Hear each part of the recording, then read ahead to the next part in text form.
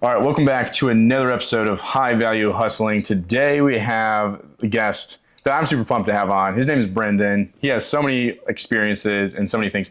So he not only has faith, but perseverance in how he carries others, even while he's the one on fire. Brendan Behan is 20 years old, graduating college in just 3 years with a major in finance and a minor in sales. But what sets him apart isn't just his drive, it's his depth. From facing cancer to a kid and to dreaming of marriage, family, and jumping off 50-foot cliffs, Brendan has a story that's both grounded and gripping. Get ready for a conversation that might just change how you see struggle, strength, and success. Brendan, welcome to the podcast, my man. Thank you, James. Thank you for having me. Yeah. Cool. I would love to rewind a little bit. And what was young Brendan like growing up? So, thank the Lord that I grew up in a very nice Christian household. My mom and dad, and I had a younger brother. We all went to church every single Sunday, and they were all very supportive of me. We played sports all the time, basketball, football, and baseball growing up, even karate when I was a little kid. So I got to dip my toes in a lot of things, but it was always good, and it was especially important to see my parents be very supportive of the way they were, and just loving and caring for not only me, but my brother as well. But going to all of our sporting events, making sure we had everything, making sure that we were ready all the time. And then they were always pushing us in school to get good grades, always, they said. But yeah, and then that's about it. Nice, man. So you have a younger brother, Bryce. Growing up, how different was your relationship with him growing up than it is now? Or was it? Yeah, it's a lot different. I would say when Bryce and I were younger, we used to fight a lot. Bryce and I are very, very, very competitive. And so everything would be like a battle to see who would be the best brother. And so whether that be like it was sports or who got to do different chores like in the house, like just small things like that. But everything would be like a competition. So it was a lot harder, I guess, when we were kids to get along because everything that we would do, we would have a competition. But the more and more that we grew up, and especially now, like all that's behind us, and we're definitely like more of a team now. And it's like I love my brother; he's my best friend, and I think that those experiences, like in the past, like helped set us up for like success now, and we're just a dynamic team. So I love it. That's awesome, man. That's so cool. I've had 2 sisters growing up, but to have a brother just sounds like a whole lot of fun. You can appropriately like push each other to the limit, which Absolutely. is like fun. Yeah. Can't exactly do that with sisters as much, but that's awesome. Yeah. So was faith a big part of your household growing up? You already told us that. What was it like with watching your parents as you went to church, or with Bryce? Like, were you saved first? Was Bryce saved first? Did your parents have a big influence in that? Yeah. Bryce and I we came to a relationship at Jesus. We accepted him in our hearts around the same time, but like it wasn't on the same day. I don't think he did it because I did it first, and vice versa.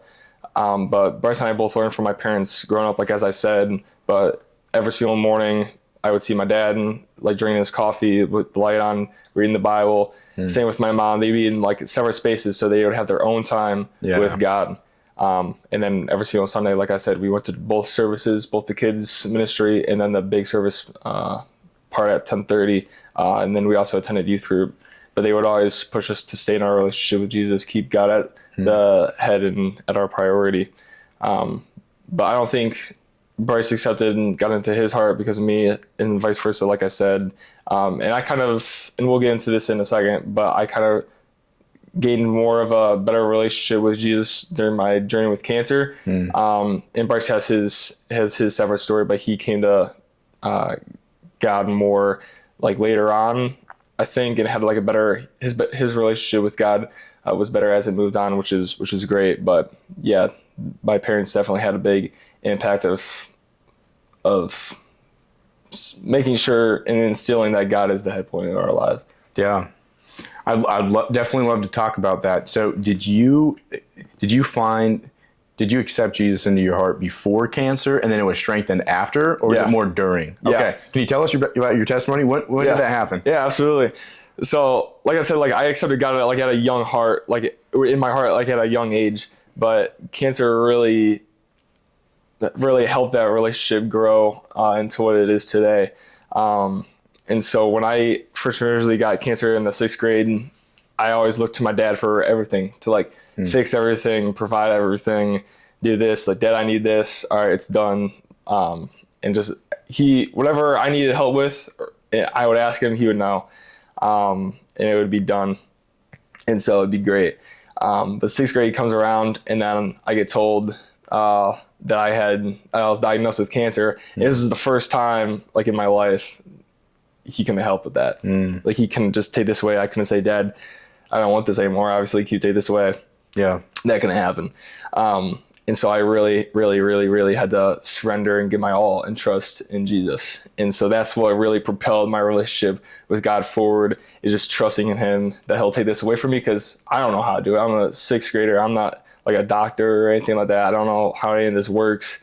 And then my mom was in the medical field, and so was my dad. He was a firefighter in EMT, but he didn't know how to do this. And so I had to trust in God with all my heart, 110%, that he would help me help me get over this, and he would provide like a good support system around me to help me push through it. So, wow, I can't even imagine sixth grade getting told that. So, what was that day like? How did even, like, what were the symptoms? I'm like very ignorant to like knowing how cancer like symptoms work. I think what I've heard is you typically, like, someone finds a lump somewhere and they're like, okay, we got to get it checked out, and then they scan it. They're like, oh, this is not good, and then it goes from there. So what was that like for you? Yeah, so I had like a lump. It was decent size. It was about like the size of a tennis ball, but it was on the side of my neck. Okay.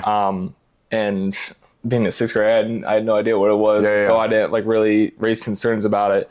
And then around November, like middle of November, towards like the end, we're coming back from dining room table, and I was coming back with seconds, and my mom noticed it on my neck, and so she's like, we should probably get that checked out. I'm like, all right, like, whatever. So like, let's go. And then we got that biopsied, and then it was actually right after, it was like right after Thanksgiving, and then I got the news more towards like New Year's, that the news came back. And what that day kind of looked like was I woke up, and we were on winter break, so I slept in. I was chilling. I was a sixth grader on winter break. I loved it. And then I wake up and I just come downstairs, and I can see downstairs into like my kitchen, my whole family sitting there with donuts in the center, like in the center of the table. And I could tell like my mom's been crying, and then my dad's been crying as well, and my brother was there as well. But it was super weird to see. Like, I always see my dad as like this strong leader, like leader of the household. Like nothing can stop him. And that was the first time and only time I've ever seen my dad cry. And so I was like, what is happening right now? Yeah. And so I get down there, and then I'm like, also, like, what are the donuts for? Like, you guys are, we're gathered around a table right now with donuts. Like, why are people crying? Like, dig in. Right. And so, but yeah, that was the time when my dad dropped the news on me, and that was the first time I ever saw him cry like that, and it was a lot to handle. But it was kind of weird. One of a close friend at the time, his dad recently died of cancer at that time, and so once I first heard that, I'm like, geez, I'm only in the sixth grade. Like, I'm gonna die like of this in a couple months. Like, what am I gonna do? And just like, I had so much life to see and like live up to, and like all of it's I'm not gonna be able to see any of it. And so I had like a lot of things going through my mind at that time. And then we went to the doctor right away, and kind of she ran me through what it would look like and things like that. And so, but yeah, it was a scary time for sure. Wow. So growing up, we went to the same church, Westgate Chapel. Yep. Toledo, Ohio, shout out. But I remember this saying, because I don't know what grade I was in. I might have been in 8th grade or 7th grade. I think I'm a grade or two older than you. But I remember this saying, there was these purple shirts made with like ribbon, and it said, "Be strong." Yep. So can you tell us where that came from? Yeah. So it was right before my first round of chemo. My best friend Garrett, he made these shirts. It said B. My nickname was B, and it said "Be strong," and then it had the cancer ribbon on the side. And he made those shirts in support of me, and started a fundraiser there. And so obviously chemo's not cheap and the appointments aren't cheap at all. And so all of that money went to me and my family to support that. And he was a huge help and huge impact in that time, and especially today in my life. So shout out Gary if you're listening. That's awesome. That's so cool.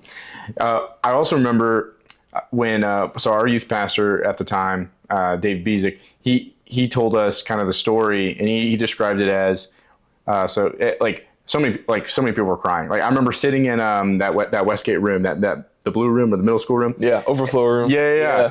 And Pastor Dave saying, so we have some news, and they like put pictures up and they said, but Brendan told his mom, it's gonna be okay. Like I'm gonna be okay, because God's got me, and like be strong and courageous. And I just remember like that's crazy. I so much respect for that, because you have the most reason to complain, to be negative, to feel sorry for yourself. And you are sitting in the hospital comforting your family who's like concerned. So that's like always stuck with me, like genuinely. Yeah. It's a lot different. Like when you're in like the heat of the moment like that, like when you're going through like a hard time or a hard experience like that. But in that time, especially then and now still today, like I understand it more, but like once I fully surrendered everything to God and realized I can't do anything about this, like this is all in God's hands. It brought me so much peace and joy and comfort that it was, I can't explain it, but it was something. Wow. That's incredible. After cancer, you are is it 7th grade or 8th grade?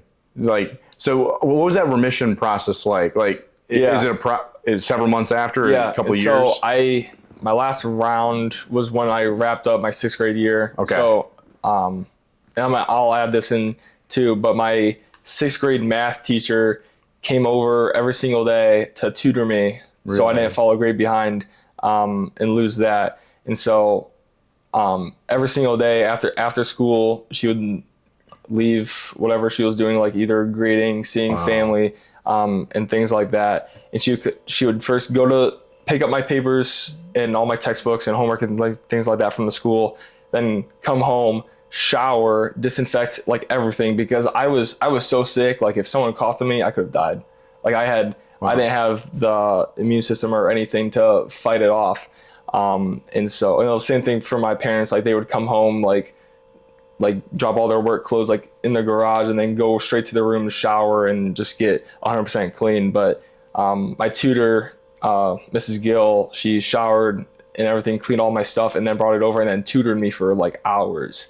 Wow. And so I would always like stay ahead, and so I didn't fall a grade behind. But that wrapped up. My last round of chemo was, I believe, April, and so I was done with school. I was almost done with school. I actually came back for like a couple weeks to surprise my teachers, and so it felt like normal again. But it was still weird because I was still feeling it at the time. But I was there for like a couple weeks, and then summer hit, and then 7th grade was when everything was back to normal for me. So wow, that's incredible. Yeah, that's incredible. What a great testimony too. So you're saved. You believe in Jesus. You go through cancer, which draws you, which is crazy because when things in life happen that we can't control, it's an opportunity either for us to like hate God or run to Him and be like, Father, I just need your help. Yeah. And that's what you chose to do. You're like, Father, I just need your help. So what was your faith like after cancer, like going into 7th grade year? I'm like, most people's walk with God is usually like, for the most part, like it's not straight up, but it's going up like the stock market over time. But so what was it like 7th and 8th grade year and getting back to normal and like faith with God and stuff? Yeah, I would say honestly it stayed the same. My relationship with God was at at that time like the peak, and so it was at that peak. And then 7th and 8th grade year, it was still around that same wavelength. It only got better over time. So good. I'm glad. Yeah. You're about to graduate college. Yep. And actually, first, I'd like to ask you about you play basketball, right? Yeah. Okay, you play basketball, and that's also too like whenever I think of like be strong, I'm like, okay, Brendan, basketball, be strong and courageous. So you played basketball in high school, and did you play any other sports? I played basketball in middle school as well, and then cross country in middle school, and then like a little bit of track, and then in high school was basketball, football, and baseball. Oh wow! All right. Oh yeah, That's awesome. Okay, what was your favorite sport to play? football, 100%. Yeah, all my friends were on the same team. It was such a fun year, even though we went 4-6, but that was the most amount of fun I've had on a team, and it was awesome. I loved every second of it. Who's your team that you root for now? Ohio State all the way. I don't really have as big of an NFL team. I kind of just follow like a lot of what Ohio State Buckeyes are doing in the NFL and what their stats are and things like that. But I'm a huge Ohio State football fan. So That's awesome. I love it. yeah, Yeah, I don't watch a ton of football, more of like basketball. Golden State Warriors is my team. But as football, Ohio State, I don't watch much NFL either. But cool. All right, so you're about to graduate college. You're graduating in 3 years because in your high school, your senior year, you took CCP classes. Yep. Right? And then I just see like you doing very well in finance and helping people understand their money better. What's your dream that you like understand now? Like it will change most likely, but what's your dream now for like what you want to go do? yeah. So my dream right now would be to end up being a financial advisor. I've always had like when I was looking for a career, I had like 3 things in mind that I wanted to do. Number 1 was to help people find a problem that they have, and how can I help you?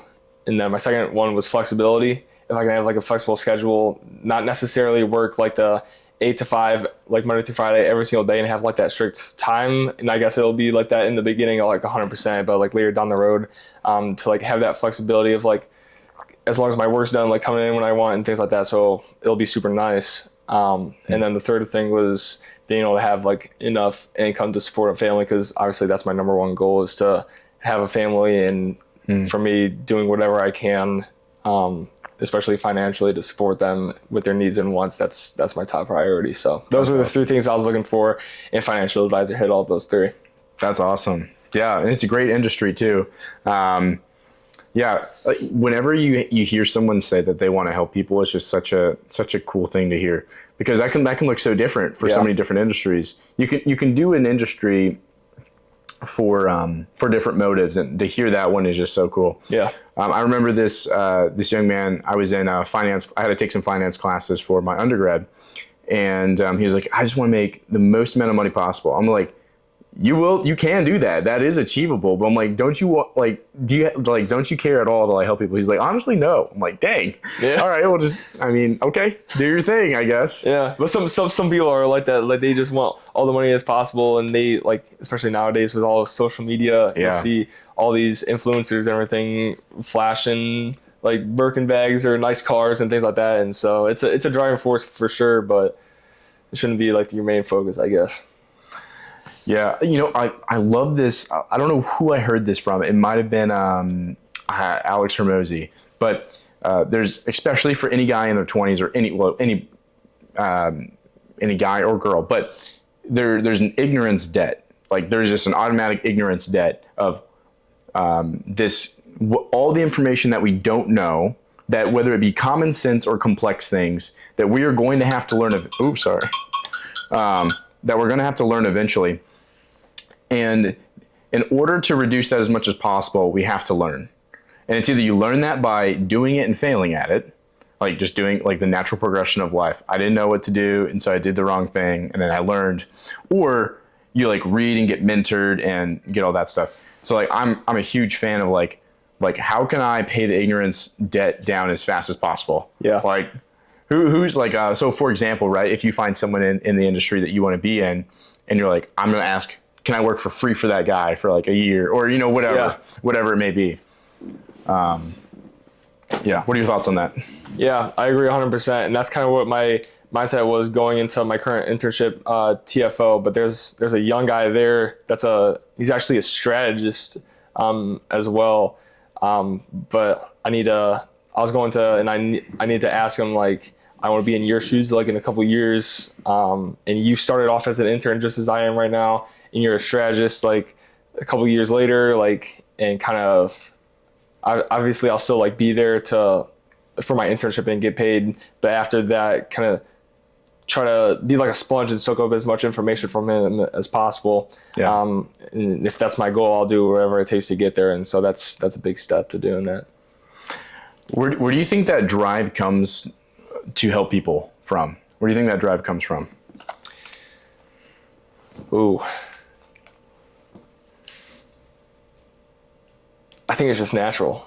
I think it's just, I always want to help people, like, no matter what. Like, I don't want for me to be, I guess, like at the mountaintop, quote unquote, and then like look down and like see someone that I could have helped up, or with someone that doesn't have like the same like skill set or mindset that I do, and like to see myself keep going up like the way I do, and then seeing someone like, oh, I could have helped them, or they had a need, how could I have fixed it?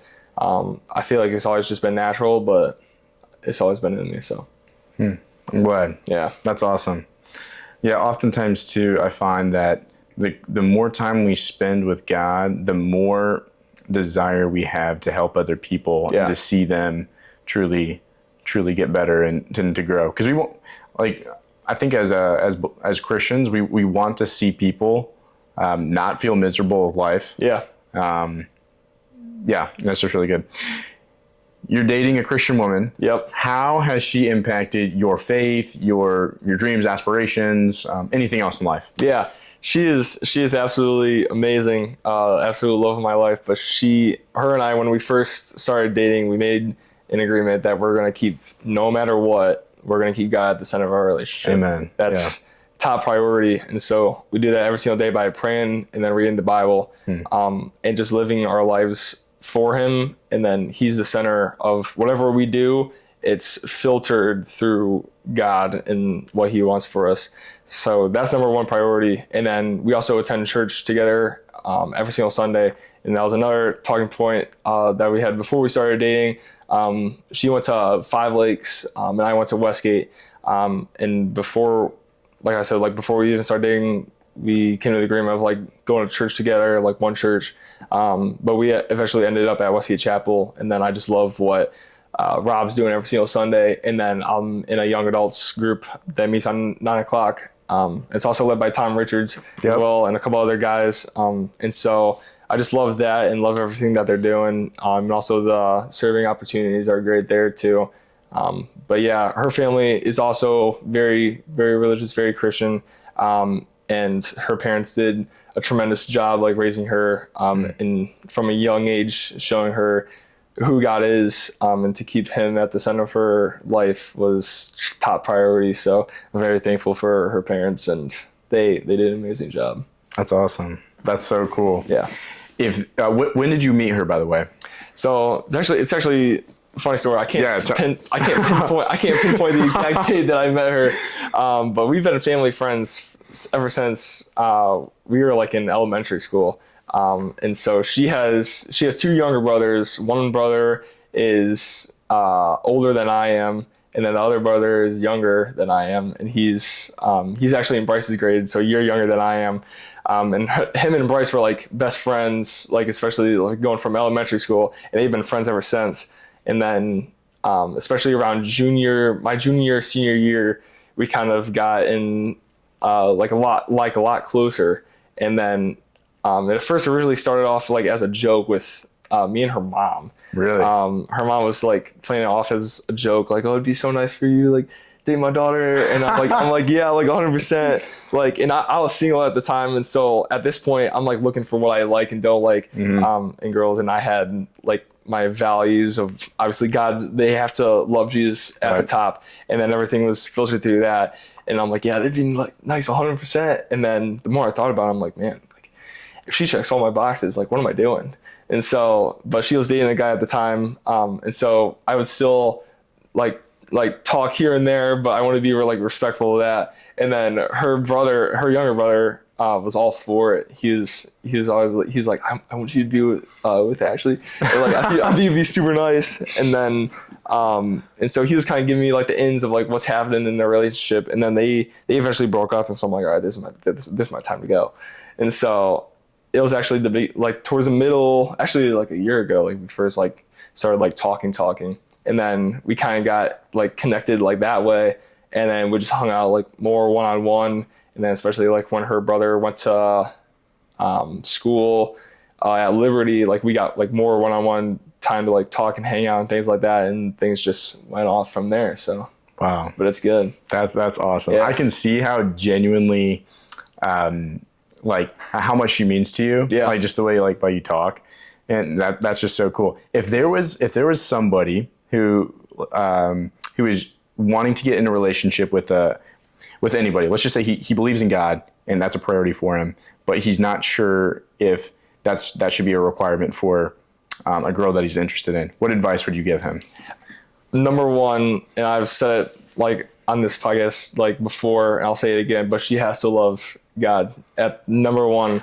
At the highest point of her life, God has to be number one. What does that mean though? Because some people say that, but you don't see it with their actions. Yeah, and that's the big thing, seeing with their actions. So like going to church and then reading the Bible, like read the Bible, talk about God with each other, and things like that, and having like those conversations, and then especially like once you get to know her and talk to her more, you'll see God in her, and just the way she acts and talks, and you'll be able to see, okay, is God really in her life? Is he not? Like, is this all for talk, and things like that? But that's number one. No ifs, ands, or buts about it. And then after that is all kind of like, does she like fit your personality? Like, do you like spending time with her?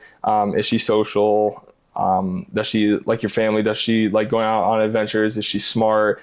She got to get a head on her shoulders, things like that. So that's kind of in no specific order. It's all like very personal on like what you look for first, but that's kind of like what aligns best for me. So that's awesome. It's it can be very difficult to find truly genuine Christ followers, because there are a lot of people that know a lot of information about Jesus growing up in the church or not. But having that personal relationship is hard to find. The younger you are. So that I'm so happy to hear that about your relationship and the priorities and the advice that you're giving. Man, yeah. But if I could add one thing, you gotta. I prayed about it a lot, like all my life. God, like lead me to who you want me to be with for the rest of my life. And my parents did the same. The rest of my family did the same. She did. Her family did. And then the more we prayed, and then like when we met, like I knew like right from the start, like she's the one. And then the more that we got into the Bible together, like and built our relationship around God, I'm like, this is the one. So God, Jesus is number one priority. I'll say it again and I'll say it over and over, but God is number one, and you need to have him in your life. Yeah.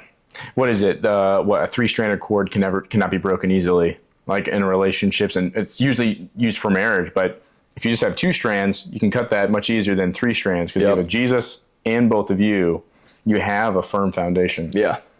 Wow. Well, if she's ever interested, we could have both of you on. You guys can that'd be awesome. But that's cool. All right. Yes, man, such good conversation so far. Love it. All right. We mentioned at the beginning about cliff jumping. Yeah.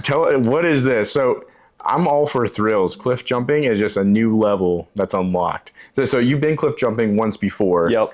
And essentially you find, like, for your mom, a very safe spot to jump in water that's very deep, and you do it safely. But the thrill of that is you're in nature, and you safely jump into water. Yeah. I love thrills. I love adrenaline rushes and things like that. Obviously, all of these are safe.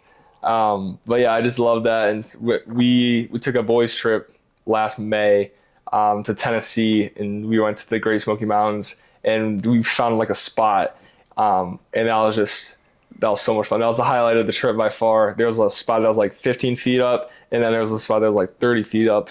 but you had to like this tiny rock that you had to like plant 1 foot off of, and then you had to clear like 6-8 feet of rock and brush in order to get to the water. But it was just fun. It was a fun time, and just that, like, it not only like clipped on me, but like there's other things as well that like get the heart pumping, and it's like it's exciting. Like that's just what I love to do, and that's I gotta find, my goal is to find like a spot like higher than 30 feet to go off of. So like 50 set. I heard there's a spot like 70 feet. Oh man, that'd be the dream. I think that'd be awesome. But yeah, even doing that like the safest way possible, I would be so actually. So, man, this just got me thinking back to I swam. I did 1 year of competitive swim in high school. In the final meet, it sounds a little weird, but they would actually like put this like slippery oil on you so that you would glide through the water faster. Like they would recommend you shave your whole body and then you put this, and so you would just be like butter in the water. Yeah, like you could definitely feel it. But I've never heard of that. But I know that some divers do that too. Like especially the higher you go, if you're doing like that kind of thing, so that you can enter the water at a great angle and minimum friction and stuff. It's all angles, and there's different ways that you can like enter the water, like breaking the surface, and so you don't 100% like feel that. But yeah, so there's like different ways that you can do it. That's cool. What does legacy mean to you when you think about the kind of man, husband, and future father you want to be? What is legacy? Yeah, it's like what you leave behind. Some people don't care. Some people don't care, and that's okay. But as you are starting your journey off here as a young man with God, you have a much higher likelihood of starting marriage off right, of leading a family as a father in a good way. So a different way to ask that is, what are you most excited about for being a father or being a husband? Let's say that. I just want to be remembered, and I want to be able to lead a God-led Christian family first, like the right way, in the best way that I can. And so doing whatever that is and sacrificing whatever my wants is to fulfill those needs, that's my number one. And so if I could leave that behind and kind of instill in my future kids that God's the number one, and to help them become young Christian men and future leaders, that's what I wanted to leave behind. That's awesome. Would you ever go paragliding, where it's like a triangle kite thing, and there's a bar, like from the movie Rio? Would you ever do that? I think I would, but I would want like one of those like backpack parachutes on me just in case it falls. I saw like a clip on Instagram Reels like it was like a week ago, but one of the things like malfunctioned, and then his like harness to the thing, like the carabiner, like snapped or something, or like the rope like snapped, and then he was just like free hanging on there. And so if I had like a parachute on my back, that'd be a top priority for safety, Mom. But yeah, I would want to do that for sure. But also skydiving, like you said it before, like you said you went skydiving and absolutely loved it, but that's also another thing on my bucket list, is to go skydiving. You know what's super interesting about skydiving is that if you're over 18 years old, you have to go 2 or 3 times minimally with someone else. Like you have to, I forget the term for it. Maybe it's like, a tandem. Tandems. You have to go tandem. So there's a professional who's done it X amount of times. So you're buckled to the front of that person so that they can do it with you 3 times and show you what to do and all that. And then after that, you can free dive. Yeah. You can do it solo. But if you are under, I think it might be 17 or 18. It's a liability for you to go tandem for some reason. So if you want to do it, if you're under 18, you have to go solo your first time. Okay. It's I don't know why I just remembered that, but I think I went to this place in Michigan and had a blast, did it tandem, super scary, but also super thrilling and fun. I remember them saying that. I'm like, well, that's interesting. Yeah. Interesting. Huh. Yeah. All right, cool. Well, this is a question I ask every podcast guest that comes on now. If you can go back to a time when you were a young kid, one moment in particular. It does not matter the age, but at some point when you were younger, and you can have 5 minutes just to talk to that Brendan. Maybe it was during cancer, maybe it was before, maybe it was after. What would you tell him? What would you talk about? That's a great question. I started as early as possible, but like old enough where I can like understand and like fully realize like what my now self is saying. But I would just tell myself to keep, no matter what, like keep God at the center. Like that's our whole. If we don't have God, like we have no purpose. That's right. And so I would just go back to my younger self and say exactly that, like to keep, no matter what happens, like you'll face like trials and temptations in your life, but just to keep God at the front.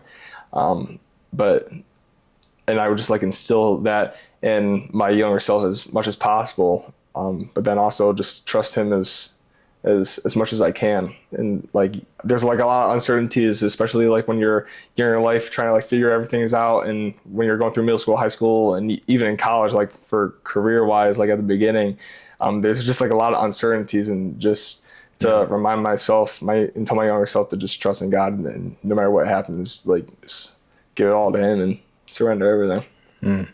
Wow.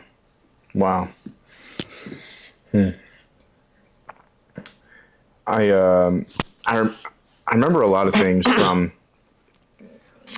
Westgate Chapel and growing up. Has there been any other defining moments in your life that you remember, either with your dad, or your mom, or with God, or any other things that you remember? That just stood out to me. Yeah.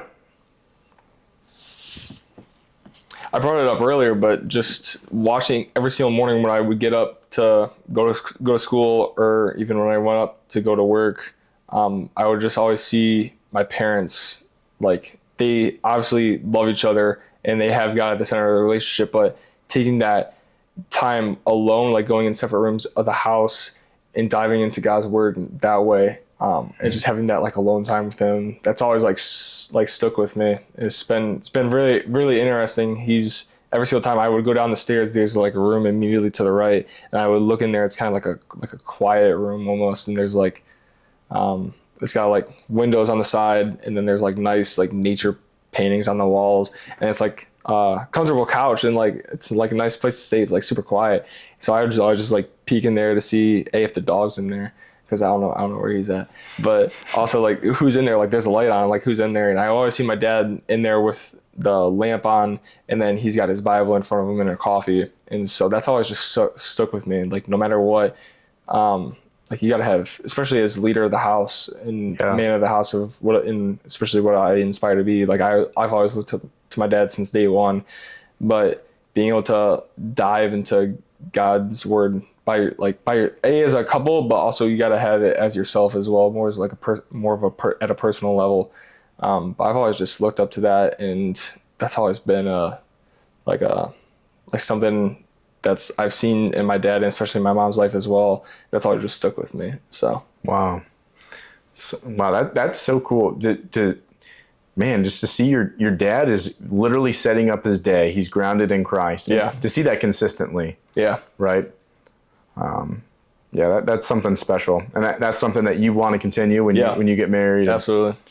Yeah, I think there's an adjustment period regardless. I'm not married. I can't even speak on this, but what I do know is that you get into your own routines, because whoever I marry, she's going to have all of her like probably great ideas of what marriage is, and I'm going to have all my ideas of what marriage is, and then you live it and you're like, okay, this is different than I thought.